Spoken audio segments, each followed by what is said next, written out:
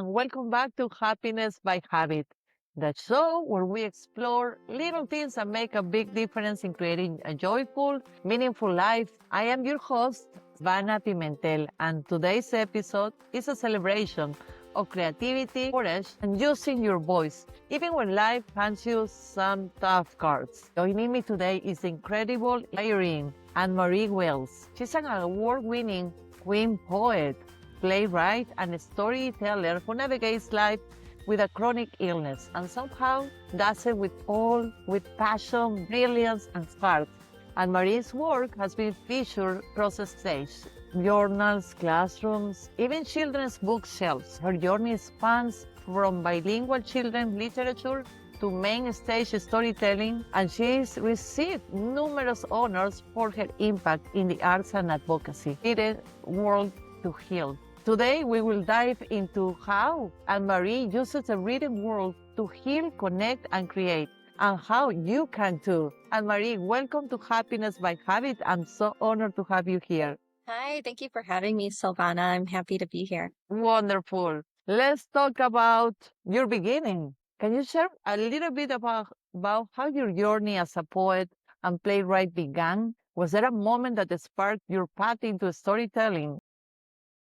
Yeah, so I didn't go to school for literature or creative writing or anything, but I always was needing to express myself and organize my thoughts to process my life, to be able to handle all of the struggles. I usually did that through blogging. So I had a blog for most of my adult life, and the blog came about mostly to share information about my life with multiple people at the same time. So I wouldn't Huh? have to give every single person the same update, that they could just read my blog and find out what was new with me, particularly when I was going through grad school. Mhm. And playwriting just kind of happened to me. I acted in the community theater. I did a couple of plays, small time, nothing like Broadway or anything, just small town community theater. And the theater company was hosting a playwriting competition, and I decided to enter, and my play ended up winning first place. So Oh, that was very validating to me, and it pushed me to continue and to keep trying. And I didn't know how to write a play. I had to look it up. I had to Google, how do you write a play? Learn how the structure interesting. on the page looks and things like that. Right. But I'm a very avid reader. Like some years I read 50 books, some years I read 200 books. I love to read, and I think that has had a big impact on my writing ability. And it Sure. wasn't until more recently that I started writing poetry. And I started writing poetry as a coping mechanism when my father was diagnosed with stage 4 cancer and his subsequent death and my bereavement process.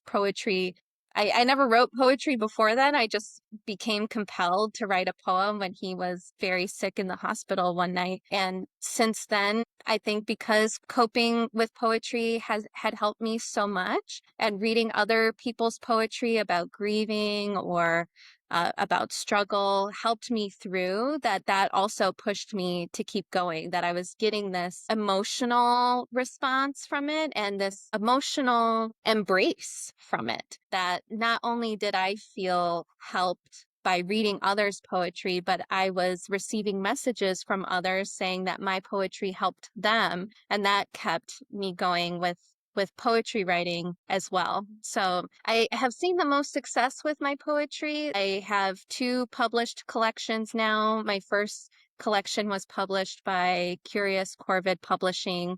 They're a small press that's based in Ohio, and that was published in 2023. And then my second collection was published a year ago, March of 2024. Uh-huh. And that collection, Mother Comma Verb, was a collection in response to wanting to become a mom, but it not happening. It ironically, when the book was launched, I was 9 months pregnant with my My son, who's God. about to turn 1 year old. So Wow. my poetic pleas to become a mom and to enter motherhood were answered. And I was able to launch the book with some good news at the end. So, So your two babies, your book and your actual baby, are one yeah, year old today. Yeah? close to one. Yeah, close to Close one. to Hmm. one. Oh my Hmm. goodness, that's amazing. That must have been a really therapeutic experience and so like such a great tool to help you go through these difficult times, right? What is your favorite Absolutely. thing to write about, Anne Marie? Yeah, it's hard to say what my favorite thing to write about. They tend to write on a theme pretty often. Eco Uh-huh. poets write about nature and the environment a lot.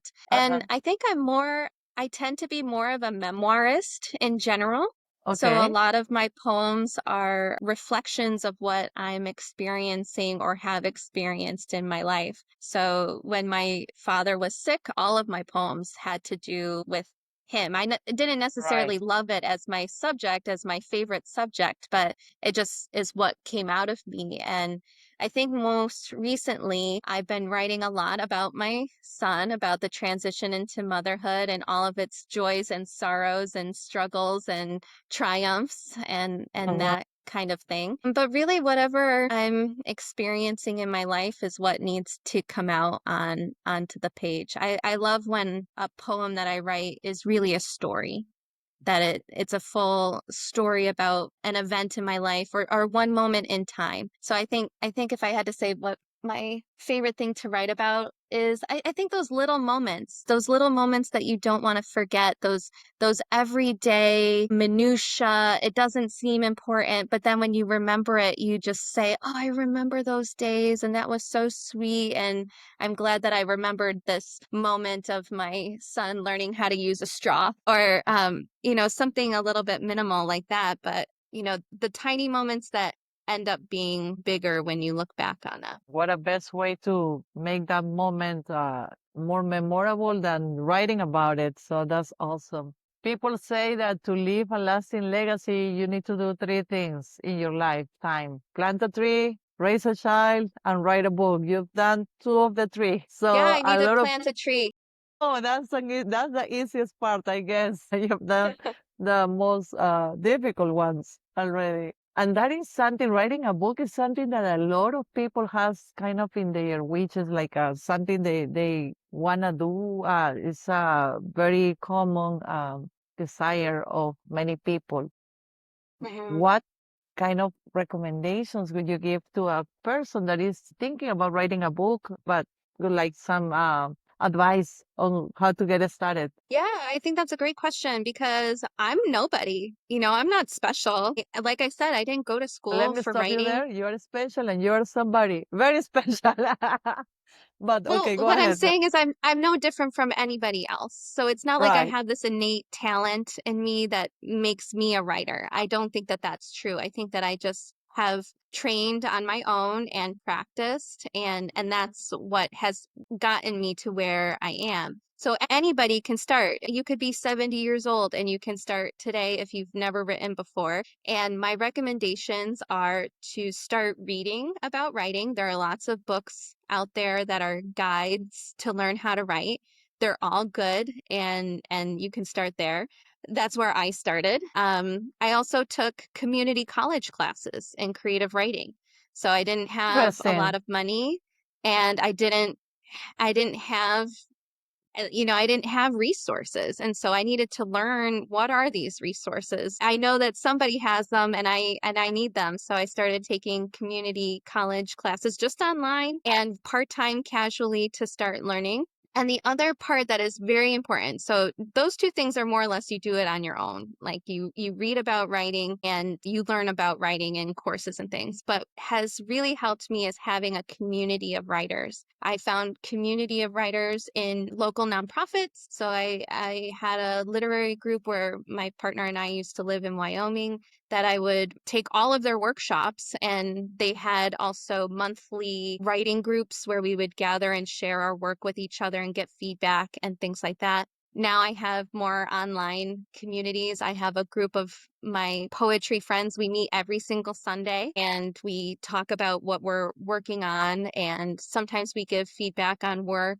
but mostly it's just encouraging each other to keep going. That's And I beautiful. think And having is that that in person or is that no, online? it's all online because we're all in Oh, different that's places. wonderful. I'm here in Right. Virginia, another person's in Ohio, another person's in Oregon, one person in Colorado, one person in LA, one person in Vancouver. Like, we're everywhere, but we meet every Sunday.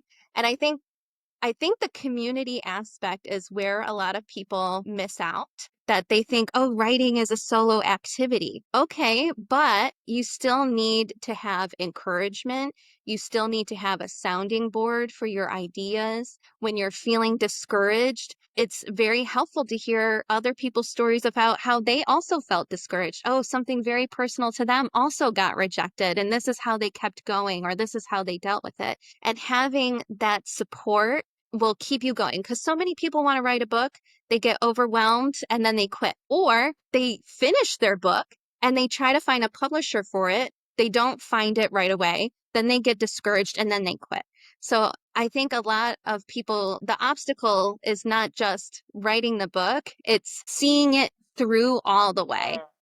And I think without my different communities throughout the whole process, it would have been a lot more challenging for me to keep going. But having that support and having that encouragement was everything, was everything. So learn about writing, read about writing, take courses, and find your community. Those are the three things you need to do. Absolutely. And having a community, I think, is such an important topic or a point, especially, well, it can be for writing a book, for anything pretty much. I think having a community to support you and to explore the different challenges together is very important and can help a lot and can make a big difference. You're Mhm. very, very good I love that piece of advice. And I love that you have a really good community. That's great. That's very helpful. Let's switch topics, Anne Marie. You write about your chronic illness, how living with a chronic illness can be very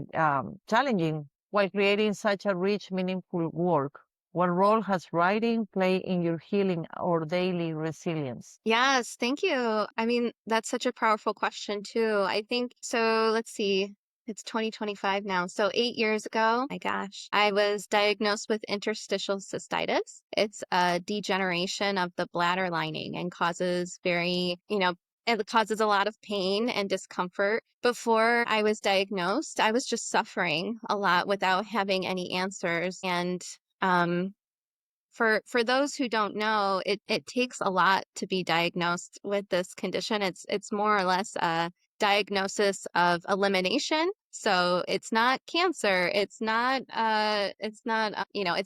It's not a UTI. It's not an STI. It's not this. It's not this. And so then eventually you get to a point where they say, oh, it must be interstitial cystitis. And then the treatments for that then work. And so then you get your diagnosis. And some people go through other testing to receive their diagnosis. This was the process that I went through, which was just hell to not have answers either, to For say, sure. I'm not sleeping. I'm in so much pain all the time. As I was doing research on interstitial cystitis, I learned that like 1 in 11 people with interstitial cystitis take their own life. Oh my goodness. And it's a very painful and chronically painful condition. So it wasn't until after I got that diagnosis that I could start making changes in my own life. You can't make the changes if you don't know My what's God, wrong. for sure. Yes. So one of the biggest ones was that I had to quit caffeine, and that was very hard for me. I was like a 12 cup a day coffee drinker. 12 cup a day. Oh my God. And I'm not exaggerating. I loved a Red Ah, Bull. I loved energy drinks. I was definitely a caffeine addict. And I remember when I was doing reading on this diagnosis, and it can be caused by excessive caffeine intake. I'm not sure if that's exactly what caused it, but I remember I read that and I still had half a coffee pot left, and I wept as I poured it down the drain. And I just knew that I couldn't have coffee or caffeine ever again. And it means nothing to me now. I don't miss it at all. And in fact, it's been great not having caffeine for waking up early and not needing that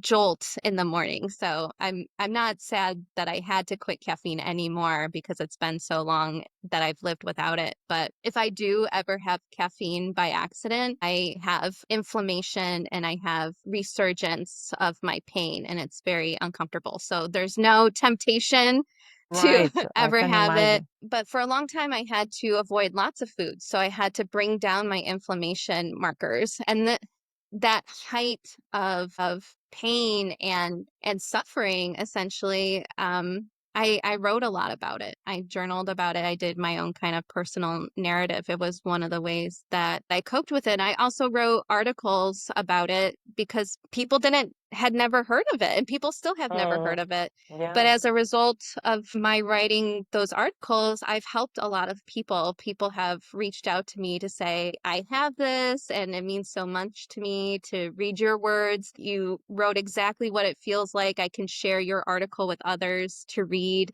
and it's more accessible than like a medical journal article.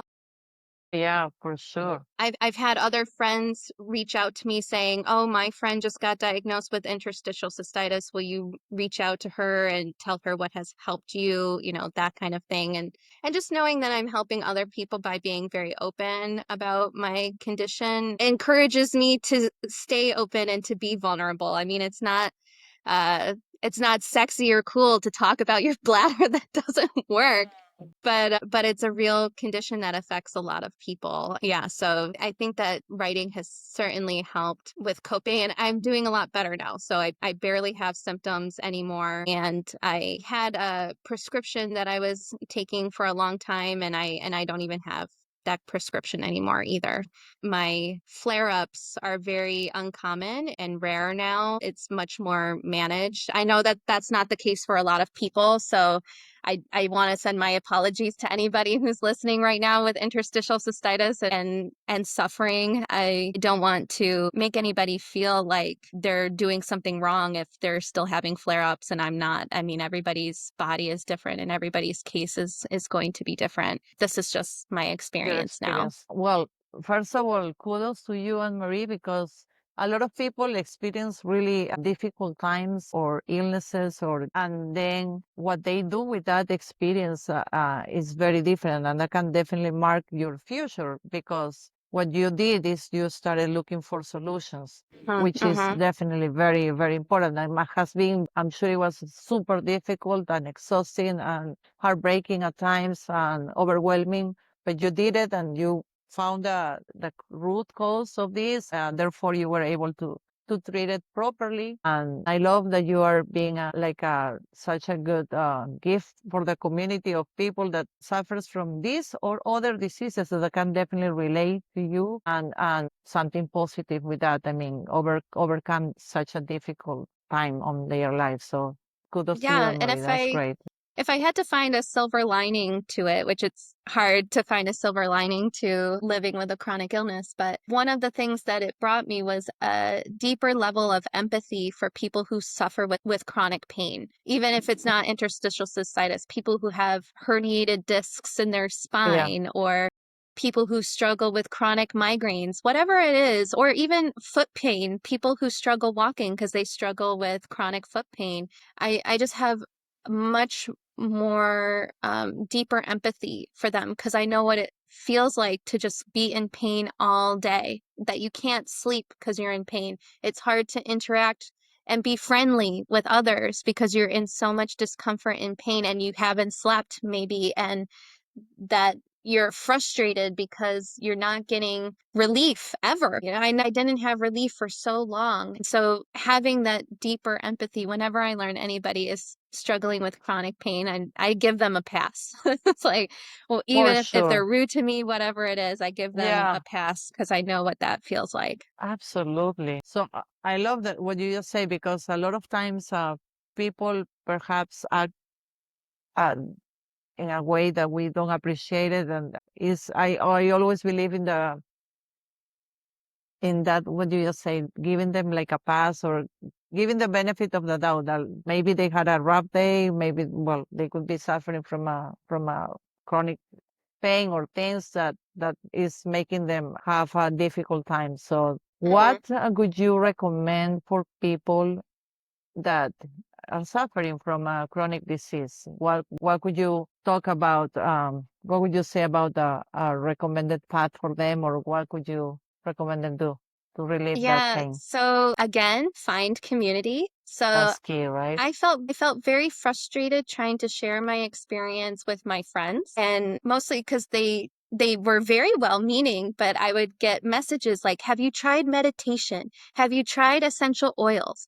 Did you try acupuncture?" And all of this stuff is just like, you don't know what you're talking about. And I know that you love me and you just want me to not suffer, but you're not helping. But then when I found a support group online, so I had a support group where I was talking to other people and we were also sharing like the things that people would say to them, like, "Are you drinking enough water?" Like, "Yes, I'm drinking enough water." Yeah.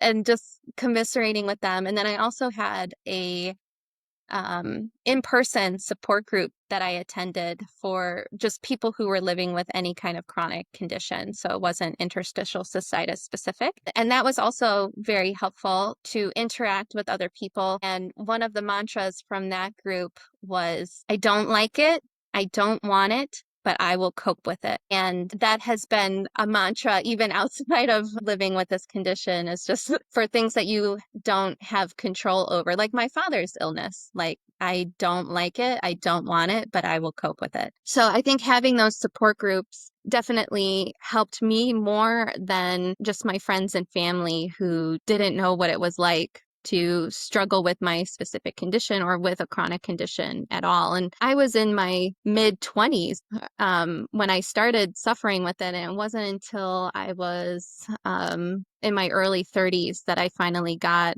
an answer to what was going on with me.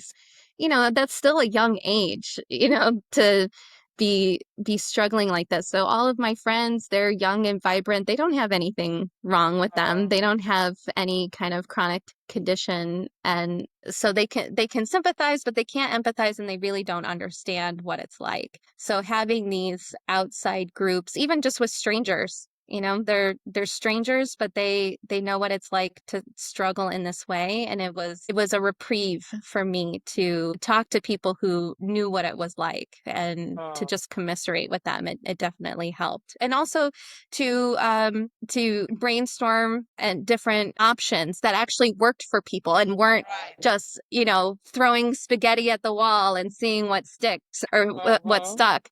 So Mm-hmm. having people who have been in that specific boat that I was in, giving me actual advice that had helped them was very helpful. And then also me providing advice like, "This is what I did, and this actually did help me, if it can help other people, whatever." It's beautiful. And I would like to mention that because of this podcast, I had the chance to interview amazing, extraordinary people that overcame really, really harsh situations and diseases, loss, abuse, all kinds of different things. But one common thing I found in these amazing people I had spoken with is that what was different with them was what they did with this. And that's what I see with you also. Like you can experience really difficult times, chronic disease, but what you do with that, you decided, well, you work hard until you found a solution, the diagnosis, how to make it easier to cope with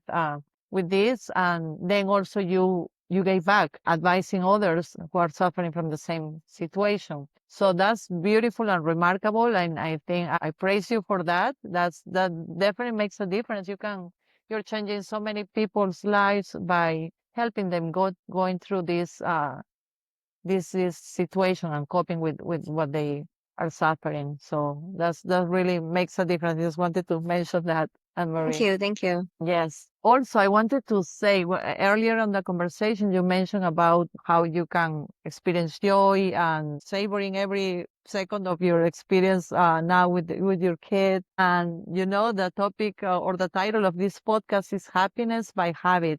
And I would love to ask you one of my favorite questions. What are some happy habits you have that you implement in your life, Anne Marie? Yeah, so I think one of the biggest ones that has certainly contributed to the way that I view the world is that at the end of every single day, and I mean every single day, not almost every day, I mean every single day, my husband and I ask each other, what delighted you today? And it's just a simple question, but then we do an inventory of the day of the little moments that brought us joy. And it is different, I think, from having a gratitude list or a gratitude journal, because for me, and I don't want to speak for everybody, especially when I was struggling or grief stricken, I would feel guilty for not being grateful. To say, oh, I need to be grateful that I have a roof over my head. I need to be grateful that I had 3 meals today. And that kind of repetition also felt forced. It didn't Mm-hmm. feel organic. And I don't know, for me it built more guilt in me that I wasn't grateful enough for everything that I had. And if I was still sad despite having everything that I had, and then there was something wrong with me, that was the feeling that I would get. So having this exercise in instead listing everything that delighted me that day, and sometimes it's just pretty simple things like, oh, I got a good parking spot at the grocery store, or the Simple pizzas we things like like were on that. sale. Yep. Yeah. So, I mean, our lists are very basic. Like it delighted me that, I don't know, that we didn't get any bills in the mail today. That's a good one.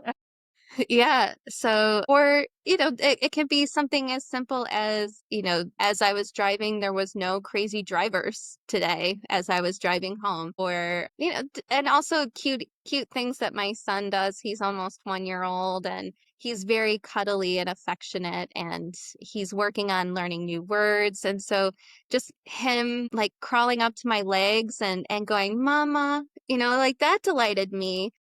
For And sure. Yeah. yeah, yeah. Or, I lost, a certain shirt that I was looking for, and then I found it. That delighted me. And just maintaining this daily inventory of these little tiny things. And it's not, I'm so grateful that I found my lost shirt. It's just, I was delighted by it. And because we have cultivated this as a habit, now I'm looking for things throughout the day that delight me. So my brain then makes intentional note of the little things that delighted me. Oh, I was delighted by that there was no line at the grocery store, things like that. And then, oh, I'm going to make sure to tell my husband about that. And what you focus on expands. So you're looking for opportunities to appreciate something good that happens to you. So naturally, those things are going to be more noticeable and therefore are going to be more like relevant in your day. So that's beautiful. Mm-hmm, So mm-hmm. I'm gonna borrow that technique from you, Anne Marie. That's really Yeah, nice. good. I'm glad. You can let me know how it goes. Yes, for sure. Yes, yes, yes. I wanted to go back to another comment you made earlier about coping, how difficult it is for a person that suffers from a chronic illness and how they can feel like people are not empathic with them or they are not, even though they mean well, they try to help, but it's not helpful. So I would like to touch on that because a lot of times people that have, well, in this case, they are your friends, your family, or relatives that they really want to help, but they are not helping. Therefore, furthermore, they are even hurtful with their comments. So, what could be a good way to be more helpful from that point of view? What is a good way to help somebody who suffers from a chronic disease and to be more Yeah. mindful? That's a great question. Thank you so much for asking it. And I think because it is so hard to watch someone we love suffer, we want to fix it. And actually, it is a form of empathy. Like watching you suffer hurts me, so I want you to be fixed, right? Yes. When that to And stop. so, yeah, so I think just taking into account that it's not about you, that you are not the fixer. And especially if you're not an expert in it or you're not struggling with the exact same thing. And even if you are, let's say, you know, your friend struggles with clinical depression and you also have clinical depression and you know, maybe some sort of medication helped you and you're trying to push it on your friend, you don't know that that's going to help them and you want to share what has helped you. That's great, but the person has to also be willing to listen. So I think that instead of having a mentality of trying to fix, of just having a mentality of support. And oftentimes I felt like I can't even say how much pain I'm in right now because so and so doesn't want to hear it. Or if I do, then they're going to be like, oh, why aren't you doing this? And why aren't you doing that? And that's not what I need. I just need somebody to listen to me and say, that sucks. And that's it. I'm so sorry you have to deal with that. That sounds awful, period. And just sip it. Don't say And not anything else. trying Just to to come up, hear you. yeah, not coming up with solutions, but just being present and saying, I'm so sorry you have to deal with that. It sounds awful. And, you know, and that's it. Perhaps it can be follow up with a question of, is there anything I can do to help? That Mm-hmm. can be also. What do you think? Sure.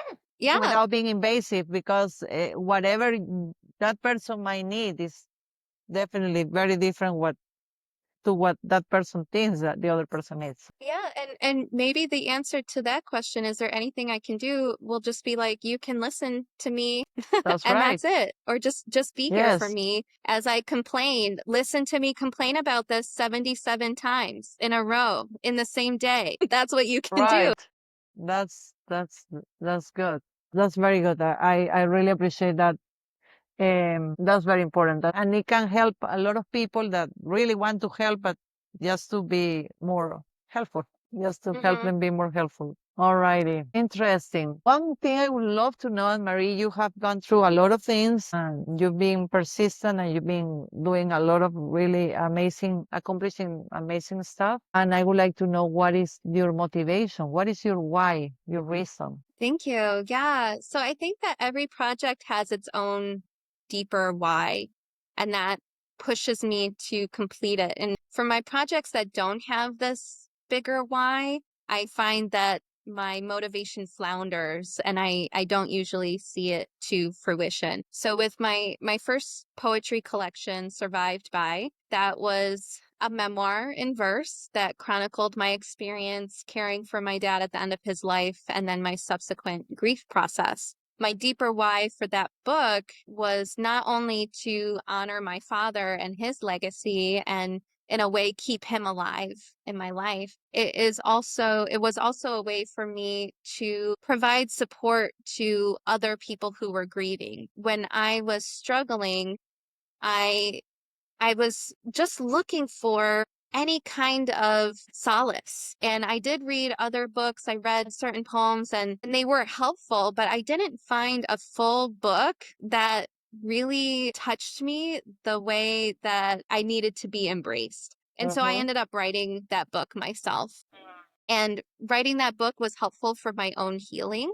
Even rereading it, you know, by the time it was published, it was 3 years after my father had passed away. And the amount of times I reread it for revisions and editing through the editorial process and publication, it was so healing for me to read it over and over and to read about my experience. And then it was healing to read readers' responses to the book of how it was helpful to them, how it was so true to the grieving process, especially losing a parent to cancer. And having those responses from people was so helpful. It was my deeper why. I wrote that book for them so that they would feel less alone. And so to get that validation that my deeper why came true was so helpful. So I think with each project, there's a deeper why. And I'm still working on a travel memoir. This has been 8 years in the making from when I went traveling in Iceland for my 30th birthday. And